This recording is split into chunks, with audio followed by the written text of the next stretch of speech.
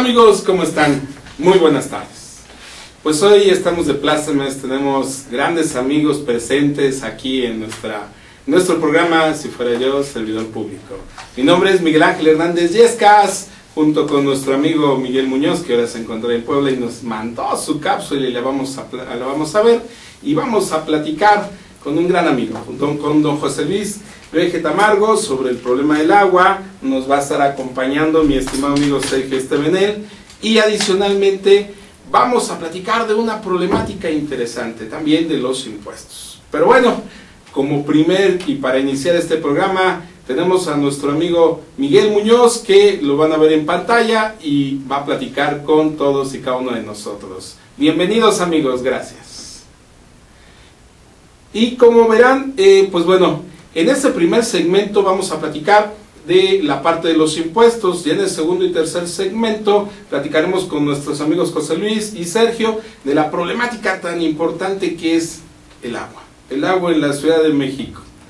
Entonces, que no se habla mucho, pero vamos a ver a Miguel, que está precisamente ahorita en video. Adelante. ¿Qué tal amigos? ¿Cómo están? Me da muchísimo gusto que nos esté acompañando aquí en su programa Si yo fuera servidor público. Mi nombre es Miguel Muñoz y es un gusto que nos esté acompañando semana con semana en este espacio de participación ciudadana. En esta ocasión, bueno, les platico y les comparto que yo me encuentro en la ciudad de Puebla. Ya estamos realizando algunos proyectos muy interesantes que más adelante los vamos a compartir y los vamos a hacer en conjunto con Aztele.tv. Pero bueno, mientras se da ese proceso, quiero decirles que hoy vamos a tener en el foro una entrevista muy interesante que le va a hacer mi compañero y amigo Miguel Hernández Yescas con un personaje.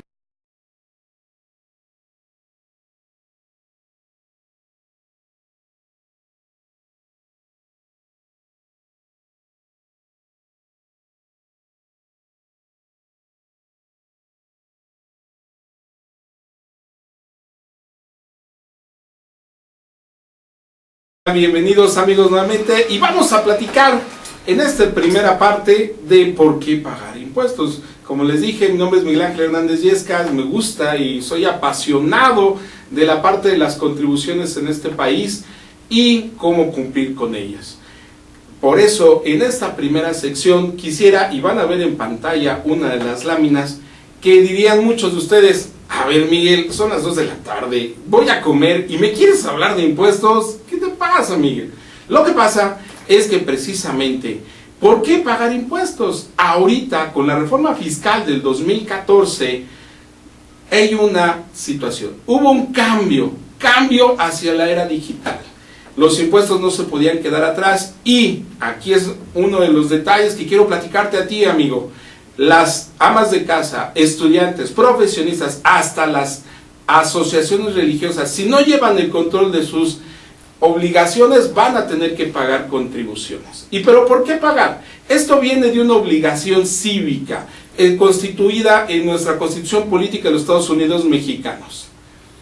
Y en este artículo 31, fracción cuarta, eso nos dice: es obligación de los mexicanos contribuir al gasto público, así como la federación, como del Distrito Federal y Estado y municipio donde se residan, de manera proporcional y equitativa.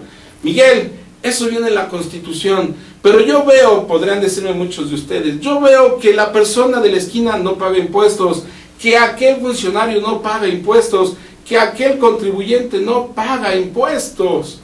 Es verdad, y es por eso que en nuestra siguiente lámina que van a ver ustedes en sus pantallas, podrán decir muchos: es que hay corrupción. ¿Por qué voy a pagar impuestos si hay corrupción, hay fraudes, hay robo, hay desfalcos, hay impunidad, hay casas, hay aviones, hay investigaciones que de pronto quisiéramos decir: oye, ¿de qué se trata? ¿Para qué pago si al final alguien se lo va a llevar? Y no se aplicó ni en la escuela, ni en el hospital, ni en el pavimentado, ni en ningún lugar, sino terminó en las cuentas personales de algunas personas. Pues amigo, déjame decirte, eso no somos autoridad para poder hacer investigaciones. Eso hay personas que se encargan. Nuestra obligación como ciudadanos, como contribuyentes, es cumplir con ellos. ¿Por qué? Porque la autoridad, cuando llegue y te pida tus declaraciones, te pida tus comprobantes, te diga, ¿pagaste impuestos? No, no lo hice. En ese momento no le vas a decir, pues es que no lo pagué porque aquellos no lo pagan, porque aquellos se lo roban. Ahí te van a decir, mira, la ley es autoaplicativa en nuestro país y si no cumples, te voy a sancionar. Y las sanciones pueden ser desde una simple multa, pueden ser desde una simple actualización de tu impuesto a pagar, pero también podrán llegar a ser con una repercusión de índole personal. ¿Qué es esto? Podrás irte a meditar a algún reclusorio cercano a tu domicilio, porque hasta eso la Suprema Corte de Justicia de la Nación ya lo autorizó, que debes de estar cerca de tu domicilio, pero hasta esos niveles. Yo te digo, mi estimado amigo cibernauta que nos escuchas, es verdad que existe todo eso, no nos podemos cerrar a verlo. Sin embargo, tenemos que cumplir porque a final de cuentas, de cada peso que estemos entregando, se tendrá que aplicar en las escuelas, en las medicinas, y si no lo hacemos, la fiscalización con la reforma fiscal que llegó del 2014 es algo que está palpable. Como lo verán en la lámina que están ahorita y que les van a mostrar en pantalla, nos encontramos con una situación muy peculiar en este país. ¿Cuál es? La baja del petróleo, el tipo de cambio, y eso que ha llevado que no tenga recursos este país. ¿Y a dónde tiene que voltear la Secretaría de Hacienda y Crédito Público a través de su órgano cobrador que se llama SAT, Servicio de Administración Tributaria? ¿Hacia dónde tiene que voltear? Hacia los contribuyentes. Este país tiene una baja en materia de recaudación, que esto se ha venido dando y que no es nuevo. Sin embargo, ¿qué va a pasar? Es como, imagínate, tú que estás en tu casa y que vives de tu sueldo y a lo mejor tienes un negocio adicional y de pronto se baja el sueldo, se baja tu negocio adicional. ¿A dónde volteas? A aquellos que les prestaste o a aquellos que te deben o a aquellos que les prestaste un servicio y no te han pagado. Por ello es importante que así como tú en tu casa vas a voltear a ir a cobrar, también la autoridad lo va a hacer y lo va a hacer a todos los contribuyentes. Con esto que quería platicarte es como inicio este segmento de la parte de los impuestos en este programa.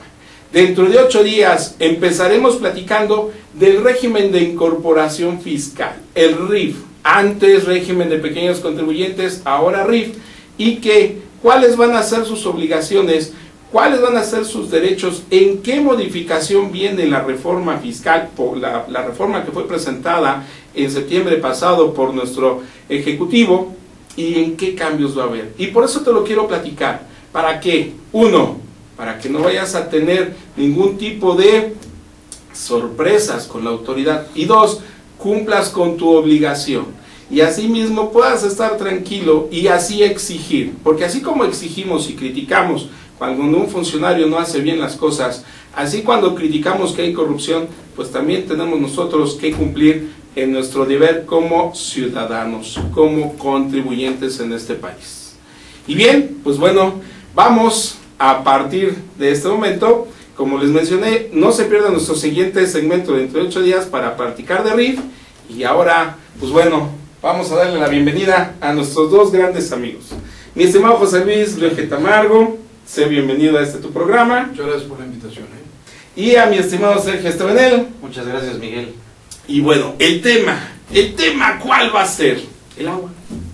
¿Qué pasa con el agua, mi estimado José Luis? Bueno, primero que nada, muchísimas gracias por la invitación, Miguel Ángel, Sergio, que realmente tengo interés en tocar este tema tan crítico para el Valle de México.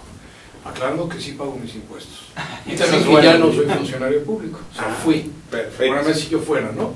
Así es. Fui funcionario.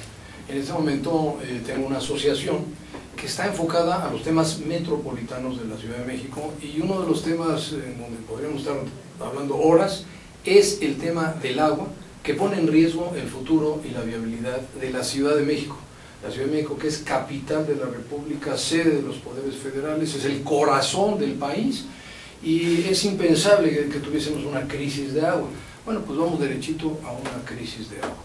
Y traje algunas láminas que no sé si aquí también las podré presentar, igual que tú presentaste. Claro que sí, ahorita nos las van a Pero bueno, empezaría diciéndote, Miguel Ángel, que el Valle de México era originalmente geológicamente es una cuenca cerrada, es como un tazón, todo lo que llovía aquí se quedaba. Sí, Por favor. dos razones. Primero porque ahí lo estamos viendo, ¿no? Si vemos la lámina de la izquierda, ese es, todo lo que estamos viendo en la lámina es la cuenca hidrológica del Valle de México.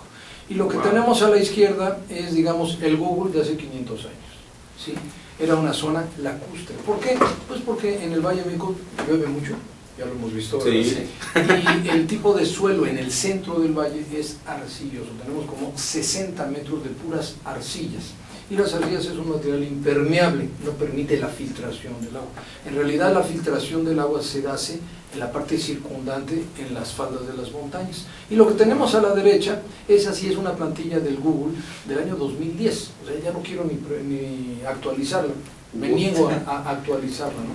Es decir, todo lo que era una zona lacustre, que además se conoció como el Anáhuac. Anáhuac, en la lengua original, náhuatl, significa lugar junto al agua, ¿no? Como todos sabemos, en esa historia fantástica de la expedición de Aztlán hacia el centro del territorio, en donde se encontraría el águila devorando a la serpiente, ¿verdad? No sé por qué el águila estaba en un islote en el lago, ¿no? Caray, yo hubiera querido que estuviera en la orillita para que entonces la fundación de la ciudad hubiera sido en la orilla del lago y no en el centro del lago, ¿no? Pero en realidad, desde la época precortesiana, el problema del agua con la fundación de Tenochtitlan pues era un problema, ¿no? De hecho, Tenochtitlan estaba conectada por calzadas, era un islote, digamos, relativamente cercano del lado oriente, digamos, del lado izquierdo del lago, donde el lago de Texcoco está del lado derecho, que era la parte más profunda. Y entonces toda la historia de la Ciudad de México se puede relacionar con una historia de desagüe, es decir, de cómo sacar el agua del valle.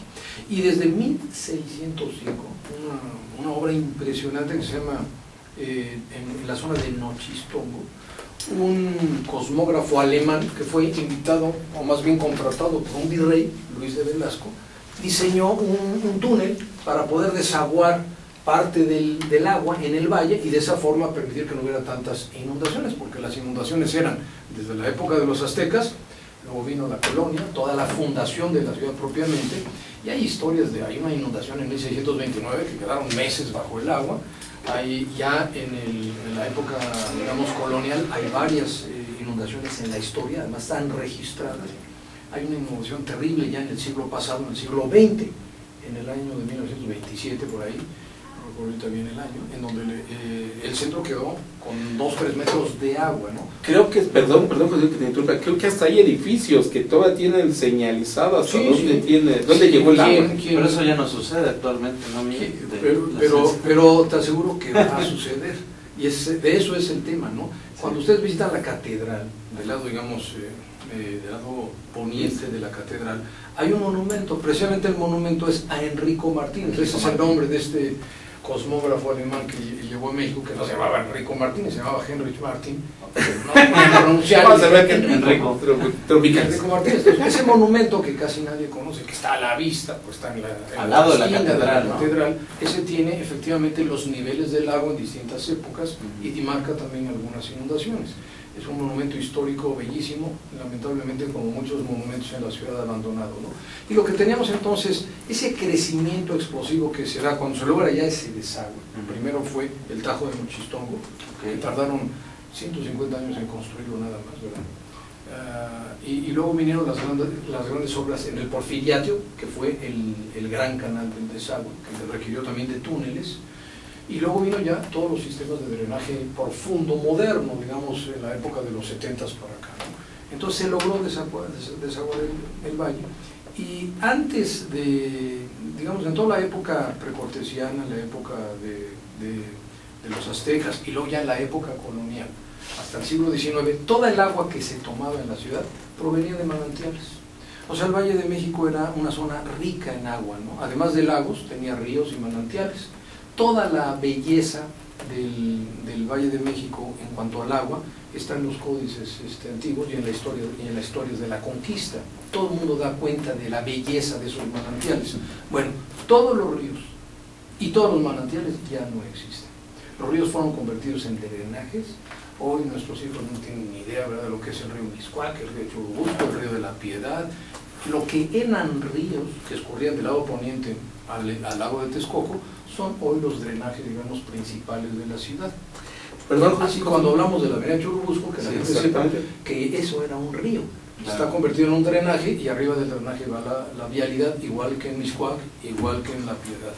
Ahora, creo que el único río que queda, hay uno precisamente aquí en la Avenida Universidad y por donde está la ermita, que le conocen, creo, es el río Magdalena, creo que el es único río vivo, pero ya muy amolado, es el río Magdalena, que efectivamente hay que cuidarlo como si fuera algo sagrado.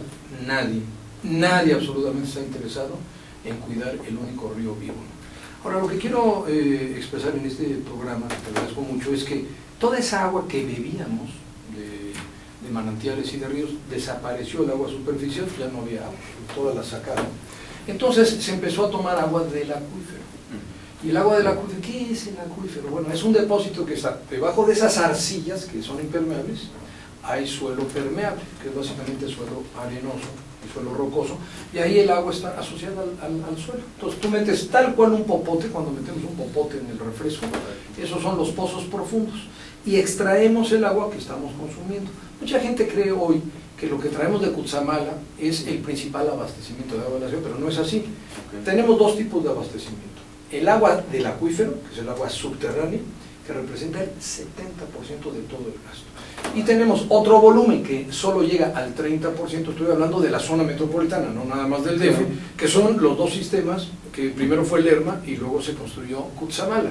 Pero el problema que yo vengo a tratar aquí, Miguel Ángel, Sergio, es lo que estamos viendo ahorita en la pantalla, es el problema del acuífero. Resulta que estamos extrayendo, voy a dar cifras y luego voy a tratar de describirlas para que la gente entienda un poquito, ¿no? Lo que estamos viendo ahí es lo que extraemos al año del acuífero, del agua subterránea. Entonces vamos a ver tres ¿cómo se llama? Barras, ¿no? Oye, José, pero perdón, vamos a pasar a nuestro primer corte, pero quisiera nada más establecer dos puntos. Uno es, tenemos una doble problemática. Uno es, toda esa agua que se sacó y está uniendo a la ciudad y que en una lluvia fuerte puede inundarla, pero asimismo tenemos un problema de abastecimiento de agua. O sea, fíjate qué paradoja, la paradoja de la Ciudad de México, que nos podemos quedar sin agua para beber y nos podemos inundar en temporada de lluvias. Eso es lo paradójico. Wow. Te invito a que ahorita, regresando a nuestro siguiente corte, pues nos sigas platicando precisamente esta problemática, porque tú lo estás mencionando, pero hasta ahorita los temas de la ciudad había sido aquí el túnel que están haciendo en Mixcoac, el segundo piso, y no se ha tocado, salvo que llueve. Porque no se conoce, ¿verdad? O sea, no se conoce la situación del abastecimiento, que si quieres después del recorte, amigos, no se vayan, regresamos para seguir tocando este tema, y que el agua no es el que cuando llueve cae del segundo piso, sino realmente es un problema mucho más a fondo. Regresamos en un momento.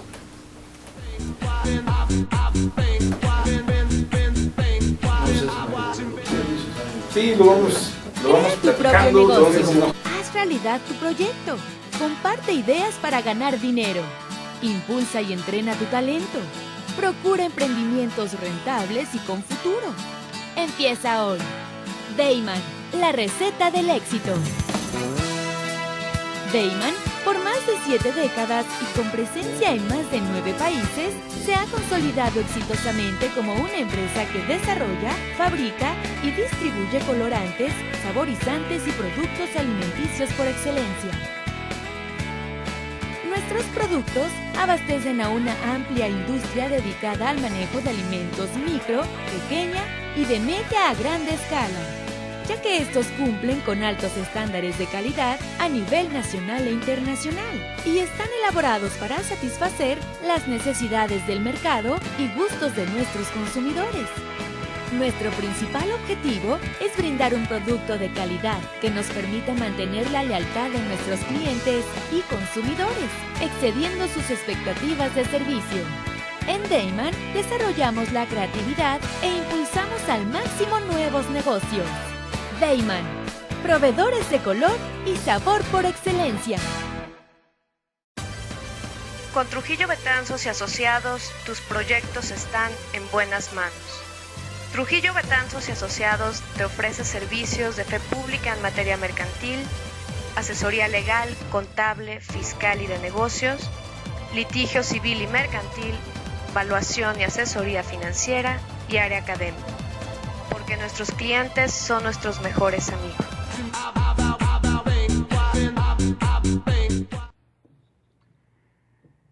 ¿Qué tal amigos? ¿Cómo están? Me da muchísimo gusto que nos esté acompañando aquí en su programa Si yo fuera servidor público. Mi nombre es Miguel Muñoz y es un gusto que nos esté acompañando semana con semana en este espacio de participación ciudadana. En esta ocasión, bueno, les platico y les comparto que yo me encuentro en la ciudad de Puebla. Ya estamos realizando algunos proyectos muy interesantes que más adelante los vamos a compartir y los vamos a hacer en conjunto con Aztele.tv. Pero bueno, mientras se da ese proceso, quiero decirles que hoy vamos a tener en el foro una entrevista muy interesante que le va a hacer mi compañero y amigo Miguel Hernández Yescas con un personaje de la política nacional que en este momento está del lado ciudadano, pero bueno, que la verdad ha hecho mucho a lo largo de muchísimo tiempo. Me refiero a José Luis Loeje Tamargo, que en su momento fue el presidente del Partido Acción Nacional en el Distrito Federal, además también en el gobierno federal, pues tuvo cargos muy importantes como director de la Comisión Nacional del Agua, la CONAGUA, así como también director de la PROFEPA, la Procuraduría Federal del Medio Ambiente, entre otros cargos. También quiero decirles que vamos a hablar hoy sobre un tema muy interesante acerca de la Ciudad de México. ¿Cómo se encuentra la Ciudad de México? Y hoy viene en su calidad de presidente de Ciudad Posible. Quiero yo dejarles interrogante a José Luis y le mando un fuerte abrazo hasta las instalaciones de Aztele.tv y le quiero preguntar cómo ve la Ciudad de México, cuál es el diagnóstico que le da a esta ciudad, más allá de cuestiones partidistas, más allá de colores. Sí me gustaría que del lado ciudadano pues nos diera precisamente ese diagnóstico, lo bueno, lo malo que tenemos en la Ciudad de México. Antes de ir con Miguel Hernández Yescas, tocayo, ¿cómo estás? Y también con José Luis, le recuerdo las vías de comunicación. Tenemos lo que son las redes sociales, estamos en Facebook a través de astl.tv, en el Twitter estamos como arroba astl-tv, y recuerde que el portal que tenemos de www.siyofuera.com.mx, también el programa lo puede ver ya grabado y compartirlo con todos sus contactos a través de www.astl.tv, a través de lo que es el YouTube.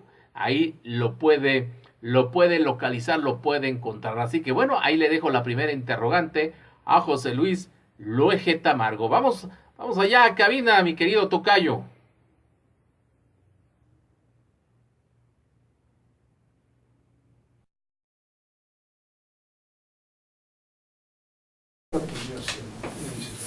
Bien, amigos, pues regresamos. Como verán, el problema del agua viene en diferentes vertientes. Uno es lo que consumimos, otro es que tenemos un riesgo muy importante respecto a esta ciudad que puede ser inundada con una precipitación pluvial bastante alta, y otro, que es el que vamos a tocar, es la actitud que tenemos y que tienen nuestros servidores públicos ante esta situación. ¿Qué está pasando? ¿Qué gestión se está realizando? Porque vamos a ver otros detalles importantes, ¿o no, mi estimado José Luis? Así es, Miguel Ángel. Sí, te decía yo que en el tema de gestión del agua estamos muy mal porque no hay, digamos, conciencia de la gravedad del problema. Lo que estamos viendo en la barra que ahí me detuve, que me parece muy importante, la barra amarilla representa lo que estamos extrayendo al año en millones de metros cúbicos. Y lo que está en azul es lo que se estima, de acuerdo a los técnicos, que se recarga el acuífero. Entonces, evidentemente es 4 y pico a 1, cuando en realidad los expertos dicen que debería ser exactamente al revés, que nunca se debería de extraer más de un 40% de la recarga anual estimada. Entonces, esa sola gráfica es suficiente para demostrar la gravedad del problema. Ahora, ¿qué son 1.248 millones de metros cúbicos al año? Nunca nadie me entiende. Bueno, imagínense en 1.248 millones de tinacos, para darnos una idea. Ahora, a mí me gusta jugar mucho con las unidades. Si nos imaginamos un kilómetro, ¿alguien tiene la idea de un kilómetro? Sí. Entonces, vamos a hacer un cuadrado de 1 kilómetro por 1 kilómetro, y luego 1 kilómetro por arriba. Correcto. Eso es 1 kilómetro cúbico. Lo que estamos extrayendo es 1.25 kilómetros cúbicos de agua del acuífero y no estamos permitiendo su recarga. Las consecuencias de esto, ¿dónde los socavones, por ejemplo? Las consecuencias son gravísimas. La primera es que nos estamos quedando sin acuífero, o sea, estamos matando al acuífero se está agotando. El segundo problema está vinculado a la mecánica de suelos. Y ese es un tema que poca gente, digamos, lo observa, que son los hundimientos, ¿no? Cuando vamos en Paseo de la Reforma y pasamos y por vemos el Ángel, cuando vas en alguna manifestación no te Ajá. quedas ahí parado porque no Claro. puedes circular.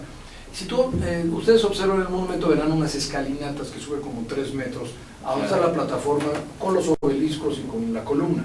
Bueno, esa plataforma estaba a nivel del suelo cuando se inauguró el monumento, para darnos una idea, ¿no? Y hay muchos testigos silenciosos del hundimiento de la ciudad.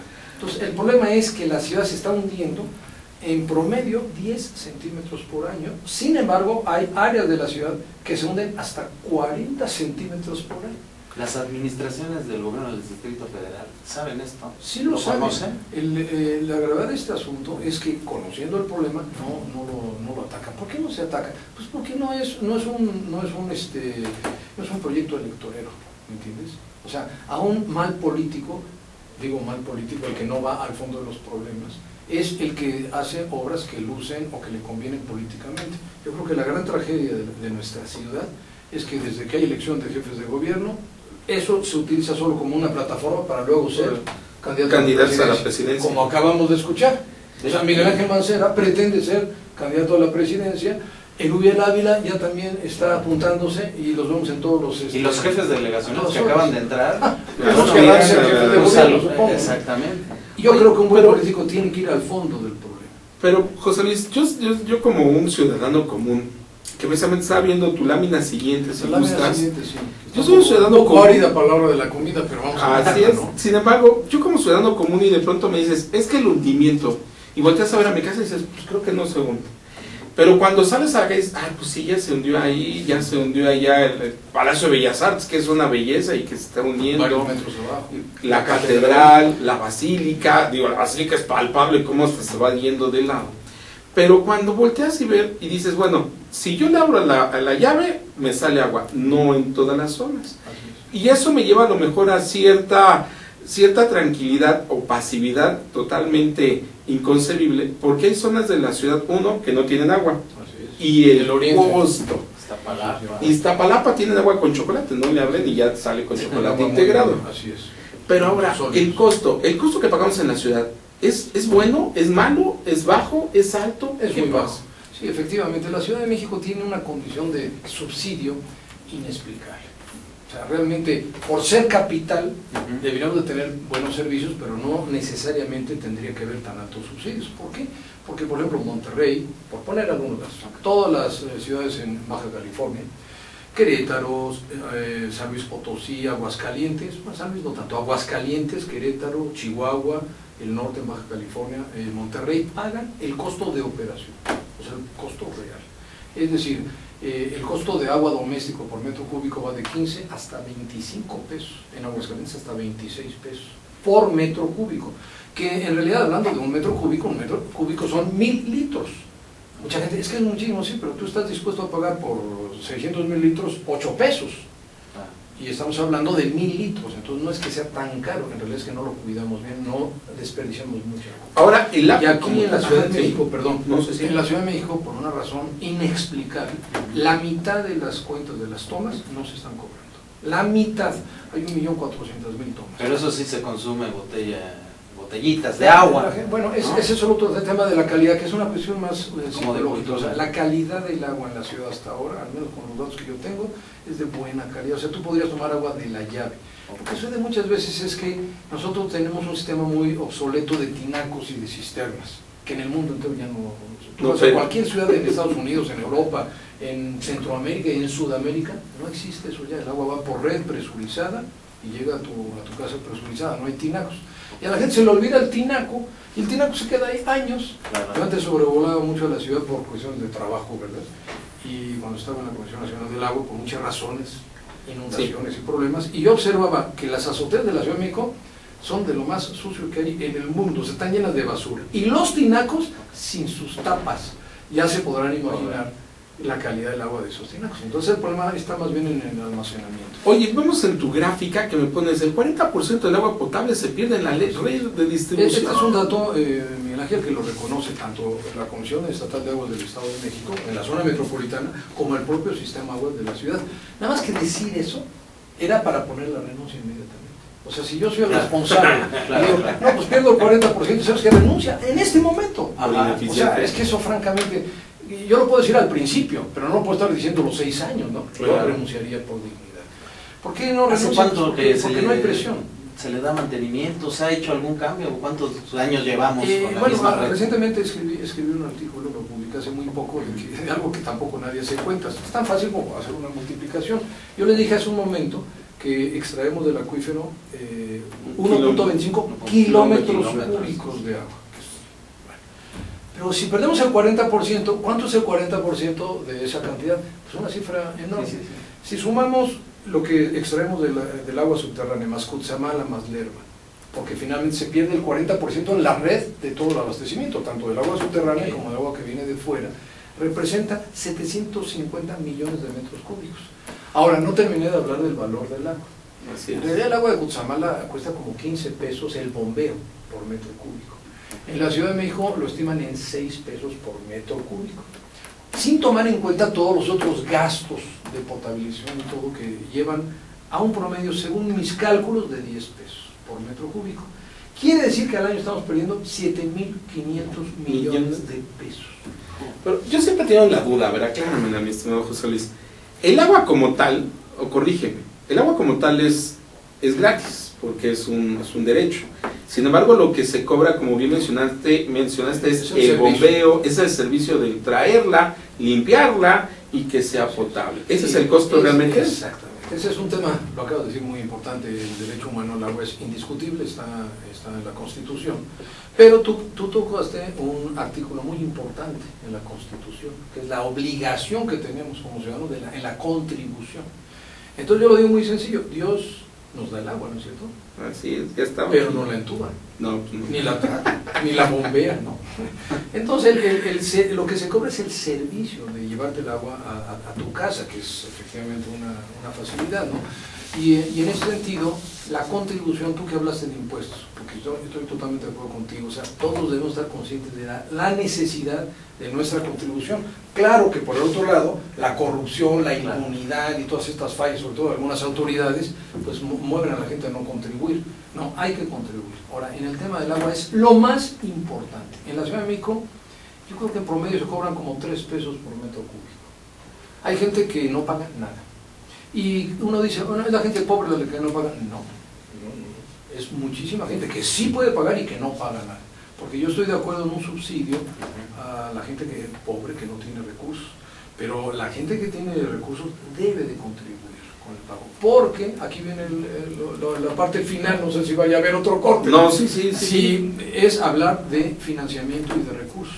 Yo estoy hablando de un problema, no porque lo diga yo, sino porque simplemente he tenido la oportunidad de conocerlo a fondo, muy grave, que puede poner en riesgo al futuro de la ciudad y por tanto del país, porque una crisis de agua en la Ciudad de México, como yo insisto mucho en ello, es una crisis nacional, no es nada más de la Ciudad de México, porque somos el corazón de México, ¿no? Claro. Entonces, ¿cómo atacar este problema? Se requieren muchísimos recursos. Miles y miles y miles de millones de pesos. ¿Por qué? Porque es un asunto que se ha abandonado. Yo no sé si alguien escuchó a López Obrador o a Cuauhtémoc Cárdenas, no por hablar de partidos, claro, al que esté o al que venga, hablar de esta problemática, pues no. ¿Y hay un presupuesto en los gobiernos etiquetado Es al tema un del agua? No presupuesto, existe. el tema es muy importante en este momento porque se discute en este momento en la Cámara de Diputados el presupuesto federal y en la Asamblea Legislativa el presupuesto de la ciudad. El presupuesto que le dan al sistema de aguas es operativo, es decir, no le alcanza para nada. No hay un solo centavo para las obras que se requieren para mejorar la condición del acuífero o mejorar la condición de las tuberías para que no haya fugas. Claro, dicen, no, sí vamos, me dice el director, que es muy amigo mío, no, si estamos poco a poco, la llevamos, sí, pero vas a un paso de tortuga. Aquí no podemos seguir ese paso. Entonces hay que cambiar radicalmente la política. Y la política tiene que ir a resolver el problema a fondo. Y al que no responda, pues hay que exigirle el puesto. Oye, y fíjate que antes de irnos al corte, ahorita, que es el que continúa, con esto que me dices que no hay un presupuesto excedente, me pone todavía mucho más a pensar de aquel director que utilizaba los recursos para irse en helicóptero de su casa al aeropuerto, ¿no? Yo por eso aclaré que el desde helicóptero solo lo usaba para trabajo, porque eso es imperdonable. Porque, oye, no hay recursos y te lo usas por esos personales, ¿qué te pasa? Eso es lo que más molesta, yo creo, en la El ciudad. tema que está siendo un azote para mí a nivel nacional es la corrupción y la impunidad. Es decir, se están demostrando casos evidentes de corrupción. Bueno, pues entonces que se ataque, que se juzgue y que se sancione. Ah, no. Todo es a ver cómo nos vamos llevando y que se vaya olvidando y ya, no, aquí es la Casa Blanca, la Casa de Malinalco, los moches, los porcentajes que se están cobrando por obra, eso es imperdonable.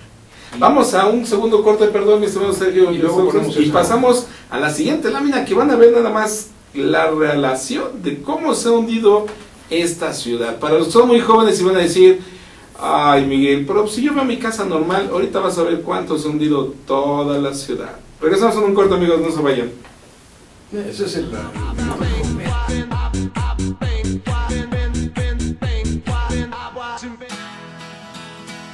Crea tu propio negocio.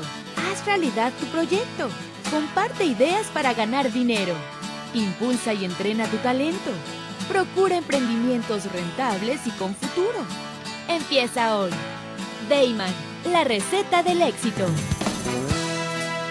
Dayman, por más de 7 décadas y con presencia en más de 9 países, se ha consolidado exitosamente como una empresa que desarrolla, fabrica y distribuye colorantes, saborizantes y productos alimenticios por excelencia.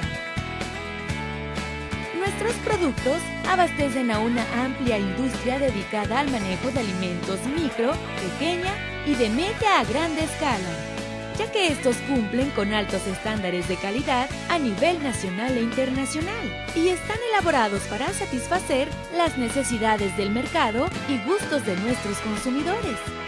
Nuestro principal objetivo es brindar un producto de calidad que nos permita mantener la lealtad de nuestros clientes y consumidores, excediendo sus expectativas de servicio. En Dayman desarrollamos la creatividad e impulsamos al máximo nuevos negocios. Dayman, proveedores de color y sabor por excelencia. Con Trujillo Betanzos y Asociados, tus proyectos están en buenas manos.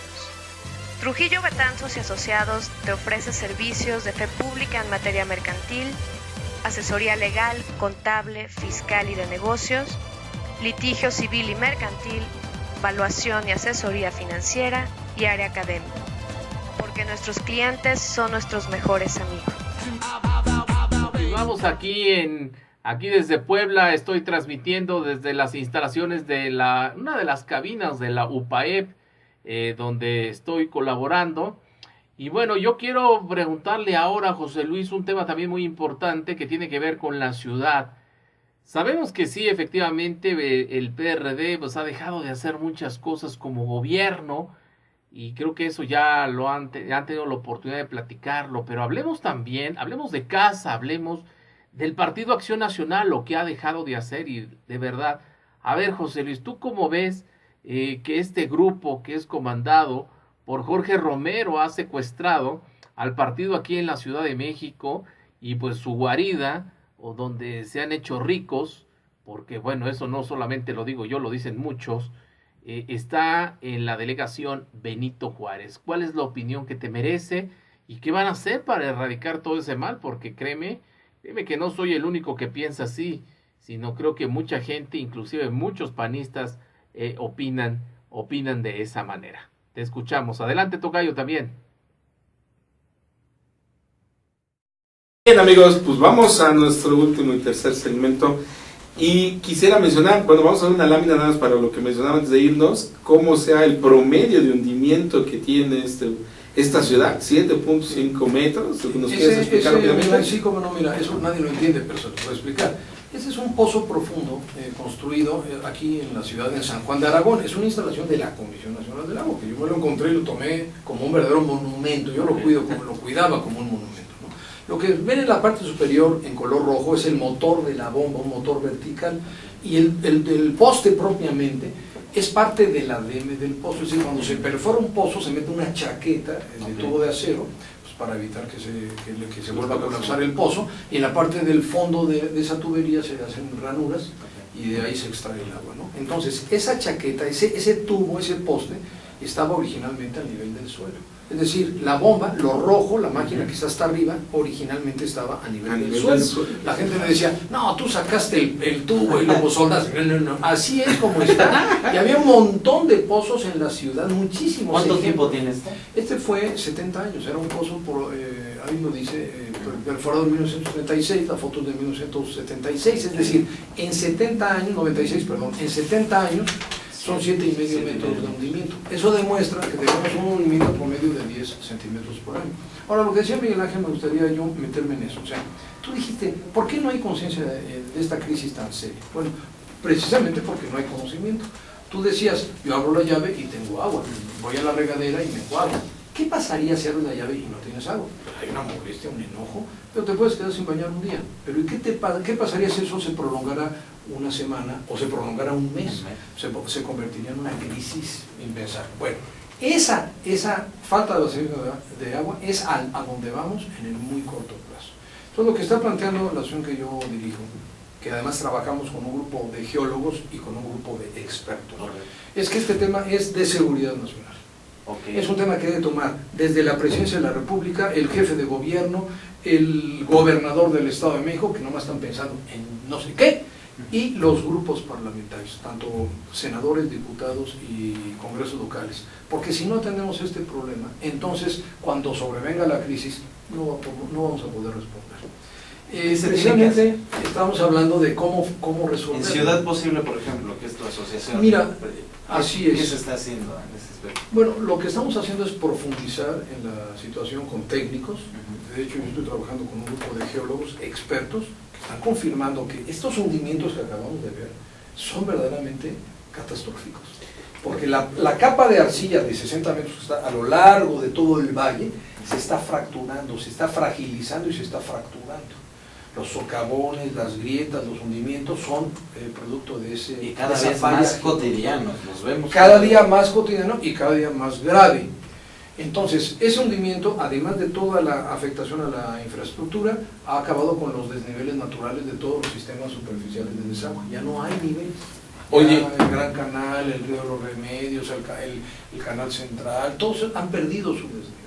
El problema es que de pronto culturalmente a veces no nos ocupamos de algo hasta que estamos encima del problema. Exactamente. Entonces ahorita muchos están pensando ya en las siguientes elecciones, como bien lo mencionaste, algunos políticos, algunos ya están pensando, acaban de llegar de delegados y ya quieren llegar hasta ya quieren ser diputados, sí, o quieren ser jefes del Distrito Federal, otros acaban de empezar como independientes, gobernadores y ya quieren irse a la grande, en vez de concentrarse en el problema real. Así es, la obligación de un político, de un buen político, es ir al fondo del problema y resolverlo, porque la política es antes que nada el arte del bien común, el atender y resolver los problemas de la gente, esa es la política. Claro. Pero claro, la política electoral, la política de partidos, yo soy miembro de un partido, pero si no respondemos a esa vocación de servicio, entonces todo es verme yo y dónde me veo en el futuro, ¿no? Hay que romper ese vicio. Ahora, el tema, Miguel Ángel, Sergio, es cómo financiamos esto. Porque estamos hablando aquí, cuando dicen, bueno, ¿de cuánto es el problema? ¿De 5 años o de 10 años o de 20 años? ¿Y de cuánto es la inversión? Mira, yo no me voy a arriesgar a que me falle el cálculo y te diga 10 años y esto truene en 5 años. Claro. El problema es que si no tenemos agua, como ya me pasó a mí, que me quedé sin agua en mi vaso, y me dicen, no, pues, a ver, que venga el jefe de gobierno, resuélvelo. No lo va a poder resolver, porque cualquier obra para poder traer agua de fuera o para poder traer de otro acuífero, nos puede representar de 5 a 10 años de trabajos. 5 a 10 años. Y de inversiones de miles de millones de dólares que no tiene el país. Entonces, lo que yo estoy planteando, estamos siendo este grupo de expertos tratando de dimensionar el nivel de inversión que se requiere para proteger el acuífero. Estamos hablando del orden de los 100,000 millones de pesos de inversión inmediata, urgente. Pero sí se puede hacer. Es que la gente se asusta, no, sin ley, ¿a cuánto vale la tarifa? No. Lo que nosotros estamos planteando es utilizar la figura que se llama APP. APP significa Asociación Público-Privados.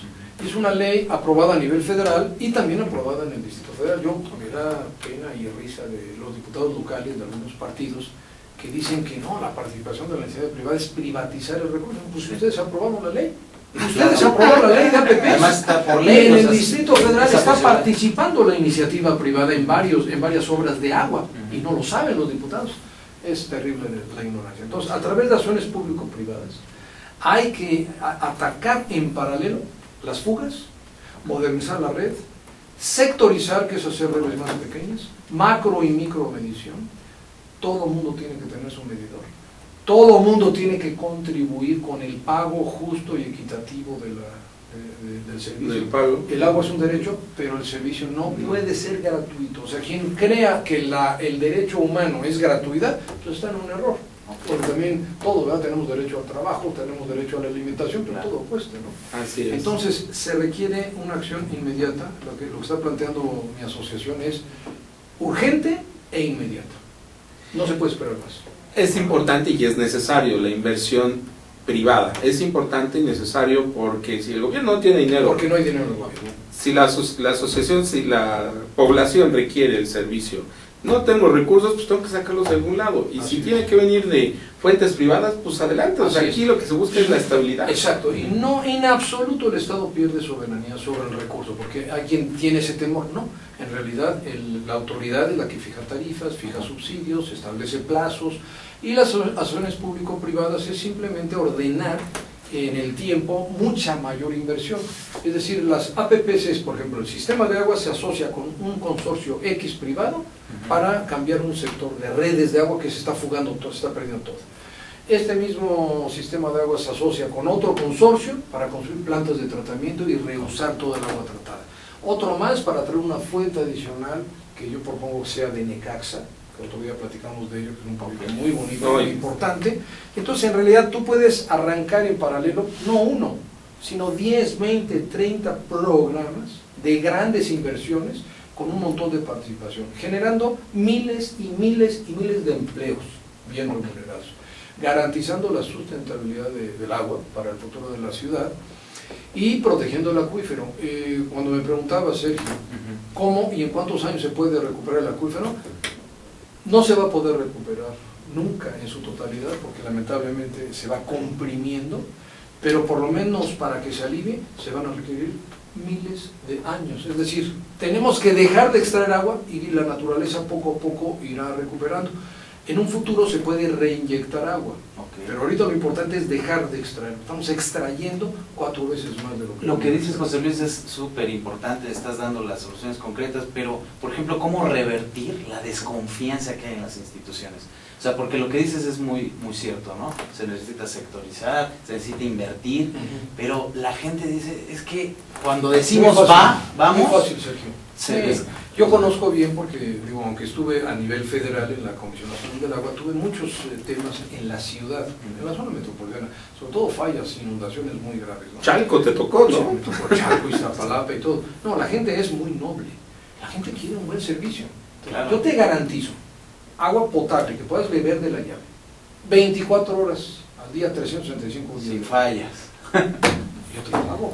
La gente más que... Estás viendo la imagen que te tocó, ¿no? La de no quiero nunca 2010. recordarlo. Y decían que hay escasez. Me tocaron pues, varias no se ve veces. escasez ahí. Sí, Lo que pasa es que son, me quiero decir, Dramático. aguas negras. No es como en Tabasco que te inundas con agua del río, más o menos, digamos, agua medio rebotada con tierra, pero nada más. Ok. Aquí no te quiero decir, ¿no? Es, Sí, sí, sí. es Impresionante imagen, impresionante imagen. y es de esas imágenes... Y es la carretera a Puebla, ¿verdad? Sí, es que en realidad lo que tenemos al fondo es el Cerro del Elefante. Todo lo que está alrededor es Chalco, y lo que se ve un poquito en el fondo es el río de la Compañía.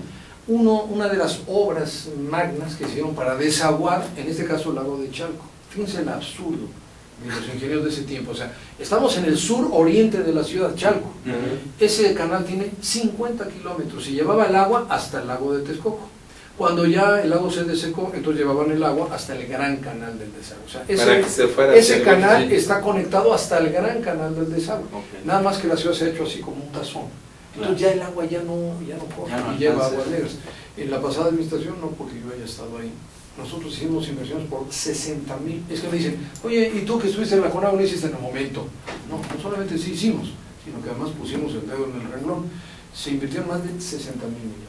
Claro, yo incluyo el túnel Misor Oriente, que lo arrancamos y lo llevamos a un 80%, la planta más grande del mundo en construcción, que es Atotonilco, y se construyeron cuatro grandes sistemas de ductos profundos con plantas de bombeo, precisamente para preservar y evitar Y para que la gente entienda de que sí se pueden hacer cosas. Estas obras que mencionaste, que se hicieron, ¿qué beneficios se vieron? Pues mira, toda la zona suroriente está libre de inundaciones gracias a esas obras. Okay. En la parte de Nezahualcóyotl y del río de los Remedios se construyó un túnel profundo y una planta de bombeo que yo he denunciado, tampoco nadie me escucha mucho, que la están destruyendo en este momento. El túnel de los ríos de los Remedios y la planta de bombeo que se llama Casa Colorada llevaron un costo como de 1.600 millones de pesos. A alguien ahora se le ocurrió que ahí debe de ir una pista de un aeropuerto. No sé por qué, ¿verdad? Ahí es donde la me vamos a opongo otro tema. radicalmente. Y entonces resulta que donde está la planta de bombeo, pues la tienen que mover, porque dicen que no, que ahí va a ir un aeropuerto. Y bueno, pues ahí van a poner un aeropuerto que se va a inundar.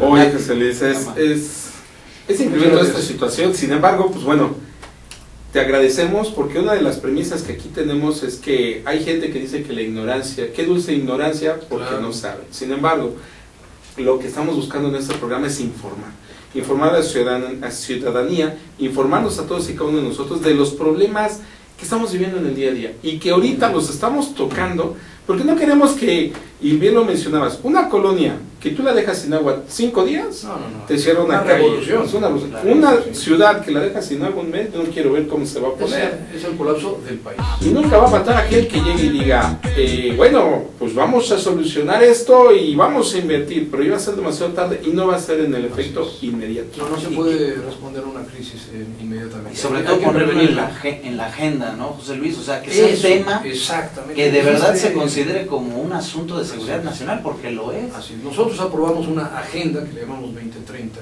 que no la ha querido retomar el gobierno federal actual, y dentro de esa agenda 2030 un programa de sustentabilidad para el Valle de México. Si tú no tienes una hoja de ruta, pues no sabes a dónde vas.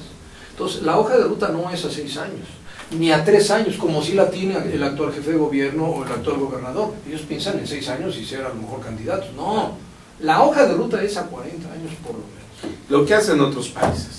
Otros Todo el países mundo. que han avanzado y que dicen, nosotros tenemos un programa de 20, 30, 40, 50 años y ahí van. Así es. Las grandes ciudades, sus programas son a 50 años. José Luis, muchas gracias por Bueno, haber estado. Te invitamos nuevamente redes. para que nos hablen redes, platícanos de redes, tu... Sí, es www.ciudadposible.df.org. ¿Tu Twitter? Mi Twitter es mayúscula JL_L Lueg. Muchas gracias, Sergio. Gracias. Gracias, Miguel. Gracias, amigos, por Gracias, acompañarnos. Los esperamos dentro de 8 días con otro tema de que quizás no se está tocando, pero que puede ser un gran problema el día de mañana. Gracias, amigos. Los esperamos dentro de 8 días. Dios los bendiga. Muy buena semana. Muy bien. Mucho tiempo, ¿verdad?